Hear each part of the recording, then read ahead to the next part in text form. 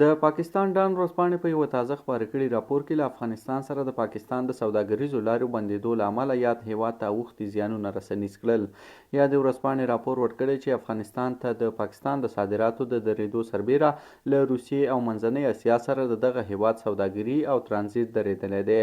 په راپور کې راغلي پاکستان کې د سیمنټو او ډبرو سکرو صادرات او واردات په ټپه درېدلي چې په پایله کې د یو ټن ډبرو سکرو بیه 45 زره کالدارو ته لوړه شوې ده.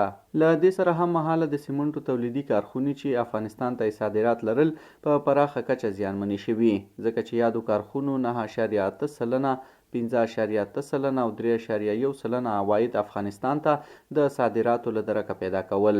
د راپور له مخې د 1.8 میلیارډ ډالرو په ارزښت صادراتو له جملې 1.8 میلیونه ډالرو په ارزښت درمل افغانستان ته صادرېدل چې اوس مهال په ټپه درېدلي دي.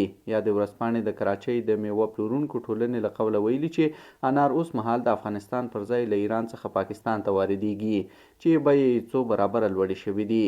دا مهال د پاکستان په بازارونو کې 10 کیلویي کارټن انار په 4500 پاکستاني کلدارو پلورل کیږي او په دغه هیواد کې د سبزیجاتو بازار د سقوط له ګواښ سره مخ دی. راپور زیاتوي چې د دغه بندیزونو په پایله کې 900 څخه تر 950 پورې کانټینرونه په چمن او له 350 څخه تر 400 کانټینرونه پر تورخم بندر کې بند پاتې دي او دغه راز د پاکستان له لوري څه باندې 9000 کانټینرونه په بندرونو کې بند پاتې دي.